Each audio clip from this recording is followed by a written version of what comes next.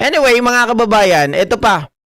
Total, pinag-uusapan na rin natin kung sino ba talaga, mga kababayan.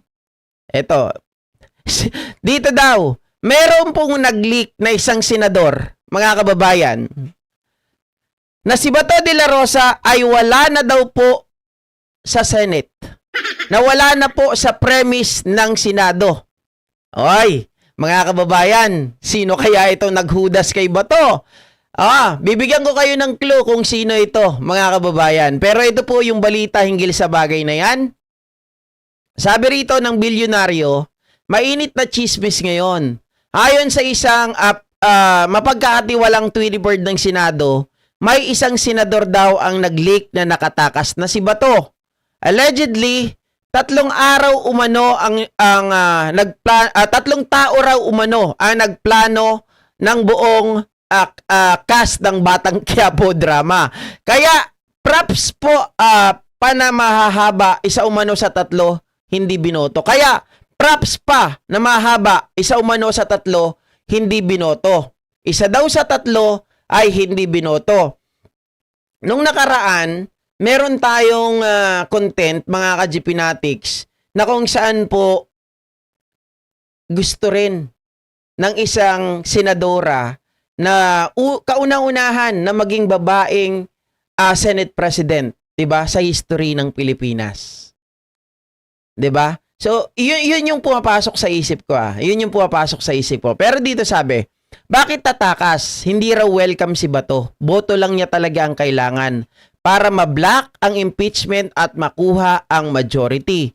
Distraction lang daw ang buong drama at umaga pa lang, plinano na. Sino ang nag-leak? Ito pa isang clue, mga kababayan.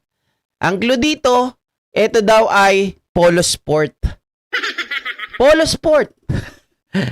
So, sino palagay nyo ang nag-leak na nakatakas ni si Bato? At itong babaeng ito, senadora, mga kababayan. So, konti lang naman sila dyan na senador, na babae.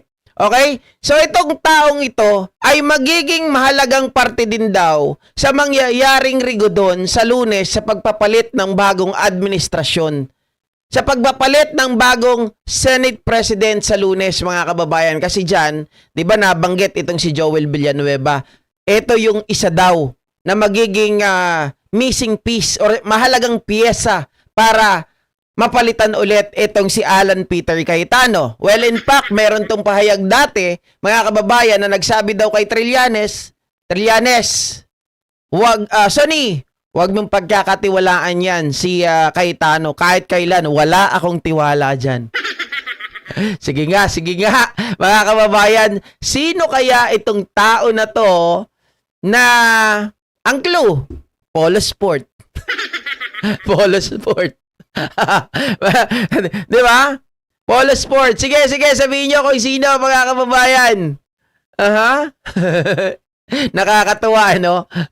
Talagang walang, dito sa Senado, sa politika, wala talagang permanenteng kaibigan.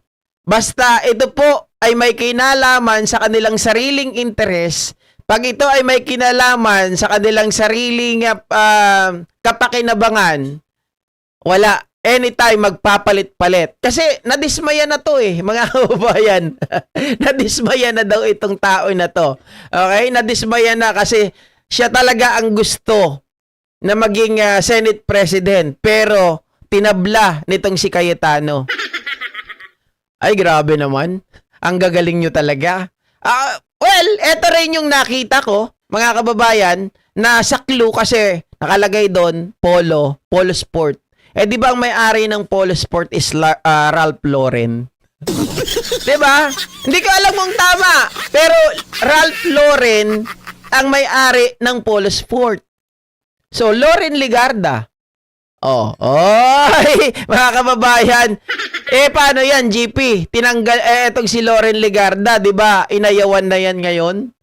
Marami nang nagagalit dyan kay Lauren Ligarda. Pwede naman yun. Ganun naman talaga sa politika Di ba? Asahan na natin ang palit-palit, mga hunyango.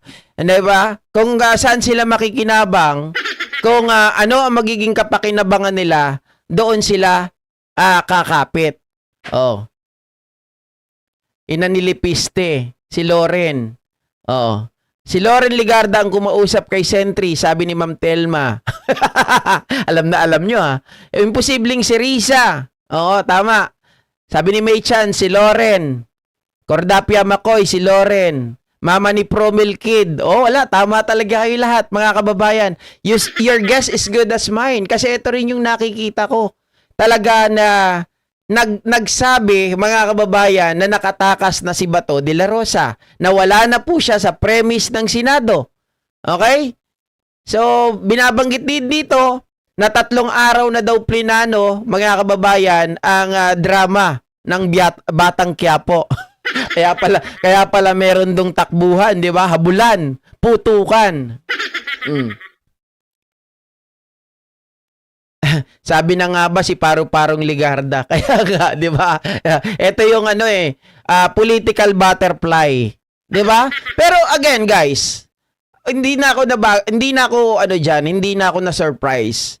Kung ito ginagawa ni Loren Ligarda ngayon, 'di ba? Dahil nga hindi niya nakuha yung gusto niya.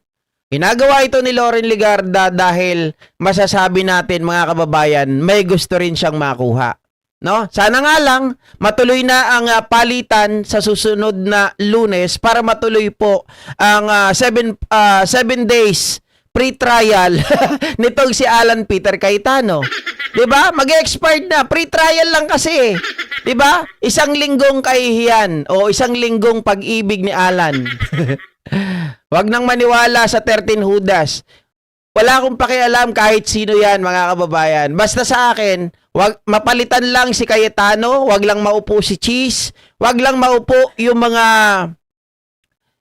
Duterte, 'di ba? Kagaya ni Marcoleta. Okay na ako diyan kung si Loren ang magiging dahilan, magiging malaking tawag dito papel para mapalitan ulit si Alan Peter Cayetano, tatanggapin ko 'yan, pero wala naman akong pakialam sa kanya, 'di ba? Kung siya ang makakatulong para mapalitan si Alan Peter Cayetano, why not? 'Di ba? At ang kasama niya pa nga si Joel Villanueva daw, mga kababayan, at posible pa raw madagdagan, anak ng tinapa. Oh. 1 linggong kabobohan. It's her chance to redeem herself. 'Yun, 'di ba? Lito Delphine, tama 'yun. Kung nagkamali siya sa pagpili kay Alan kasi she was the one who talked to Trillanes na sinabi niya hindi siya magtitiwala kay Alan. Nabiktima siya ni Alan eh. 'Di ba? Siya ang nagpaalala kay Trillanes na huwag magtiwala kay Alan, pero nagtiwala siya kay Alan. Ngayon, nabiktima siya ni Alan.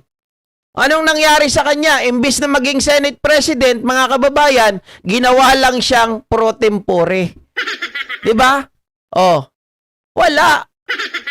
Ano naman ang papel ng pro tempore, mga kababayan? Pro tempura lang ang alam ko diyan eh, 'di ba? Iba pa rin ang power ng Senate President. Oh. Bida ka pati. At saka, syempre, bilang babae, kauna-unahan na magiging Senate President sa kasaysayan ng Pilipinas. Oh, sinong hindi maghahangad nun? 'Di ba? Kay Loren napakahalaga nun. Kay Risa walang pakialam si Risa doon. 'Di ba? Pero si Loren napakahalaga sa kanya 'yun. Diyan na siya tumanda eh. 'Di ba? Diyan na tumanda yan si Loren. Magbalipat-lipat na nga ng partido yan eh. Kung saan makikinabang, nandun siya. Kaya nga tinawag na political butterfly yan eh. Oh. Now I know, Sir GP, nag-yes ba or abstain ang vote ni Senator Loren? Hindi. Nag-yes siya sa majority. 'Di ba? Ang nag-abstain po si Subiri at si JB Ejercito. Kaya lang ayon sa umuugong na balita, si Loren at si Joel Villanueva ang naligawan na naman na ang kabilang kampo para bumaliktad at ilaglag itong si Alan Peter Cayetano. 'Di ba? Hindi guys, hindi naman magiging Senate President si Loren. Ang ibig kong pong sabihin, siya po dito ngayon ang nag-leak. 'Di ba? Ayon dito sa mga clue, siya ang nag-leak na nakatakas na si Bato de la Rosa. So parang may gustong sabihin dito si Loren na gusto niyang i-redeem yung kanyang sarili. Gusto niyang i-redeem, gusto niyang bumawi sa kanyang pagkakamali dahil nga mga kababayan, kumampi siya sa isang demonyo. na gaya ni Alan Peter Cayetano. 'Di ba? So maraming magbabalikan, magkakaroon ng switching ngayon. Magkakaroon po ng mga jumping, 'di ba? Mga jumper kasi 'tong mga 'to eh. Oh. Ang tanong, papasok kaya si Bato next week? Sabi ni Dexter Anastasio. Okay, magandang tanong 'yan. Pero kaya naman nating sagutin, hindi papasok si Bato. Tumakas na nga eh, tapos papasok pa. Ano ang incrimination nito sa kanila? Ano po magiging epekto nito sa kanila? Siyempre kapag hindi pumasok si Bato, yung 13 nila, bawas na. 'Di ba? Bawas na. Eh kung mabawasan pa yan ng dalawa, mga kababayan, wala na. Dalawa lang may bawas dyan eh. Palit na naman. Kasi doon sa minority ngayon may siyam. Dalawa yung abstain. Yung abstain makukuha na nila. 'Di ba? Makukuha ulit nila. Oh, di 11. Dalawa lang ang kailangan para maging 13. Eh di tanggal na naman si Alan Peter Cayetano. 'Di ba? Oh. Hindi na yan magpapakita. Pati si Robin hindi na rin magpapakita. Di 11 na lang sila. Guys, from 13 magiging 11. Si Bato, minus si Bato, minus si Robin, 11 na lang sila. 'Di ba? Wala na rin si Robin, hindi na rin yan magpapakita. Ngayon, dahil 11 na lang sila, yung oportunidad na to is open window ito para sa kabilang kampo sa minority. Kaya kinausap nila, natatandaan nyo sinasabi ni Alan Peter Cayetano, nasan na yung mga member ng minority? Hindi ko alam. Super busy sila eh. Kinakausap nila para bumaliktad na naman yung mga kasamahan namin. O sabi pa ni Jinggoy, ginagawa ng minority heaven and earth para bumaliktad yung mga kasama namin. Kaya lang, sabi ni Jinggoy, hindi namin sila masisisi. Ganyan talaga dito eh. 'Di ba? O pag nakausap at merong pinangako at doon makikinabang yung mga senador, eh doon talaga sila. Ganun lang yun, normal yan na magpalitan dito. Kaya lang kahiya-hiya. Yung isang linggong kahihiyan ni Alan Peter Cayetano, isang linggo lang siya nanatili, kumatuloy yung Lunes, 'di ba? Tapos para lang siyang pre-trial. 'Di ba? Parang isang alam mo 'yun, parang nag-try ng Canva o kaya naman ng PixArt o kaya ng application ng Netflix o pre-trial 7 days mga kababayan. Ganun lang si Alan Peter Cayetano. Oh, 'di ba? Oh. Kaya posible po na mangyari talaga yung rigodon sa Lunes. Mukhang meron mang sinabi si Alan Peter Cayetano, bago nyo ako tanggalin sa Martes. Kita nyo yung salita niya, bago nyo ako tanggalin sa Martes. Sabi niya gano'n. Kasi by Monday, doon na magkakaroon ng botohan. Diba? Magbobotohan ulit. Kapag pag may sapat na bilang na 13, tanggal na siya by Tuesday. Sabi niya, bago nyo ako tuluyang tanggalin sa Tuesday, magtrabaho muna tayo hanggang Monday. Di ba? Yan ang sinabi ni Alan Peter Cayetano. Siya na mismo ang nagsasalita eh. Oh. Saan nang galing yung info? Tingnan nyo po sa puntahan nyo kay Palsis, meron. Puntahan nyo sa iba pang mga vlog, meron po. Kahit sila Montulpo, maraming mga mga shared posts ngayon na magkakaroon ng rigodon. Kahit po sa bilyonaryo. Sa bilyonaryo makikita nyo na magkakaroon, si Subiri po ang napipisil ngayon na umupo si Win Gatchalian or ibalik si Tito Soto. Hindi po ito hindi to basta chismis. Binalita po ito, mga kababayan. Although chismis kasi hindi pa nangyayari, 'di ba? Pero ito po ay may basis kasi sila mismo nagsasalita eh. Si Cayetano mismo may pahayag na bago niyo ako matanggal sa Martes, tuluyang tanggalin sa Martes, magtrabaho muna tayo hanggang Lunes. 'Di ba, Ma'am Mona Nases? Oh.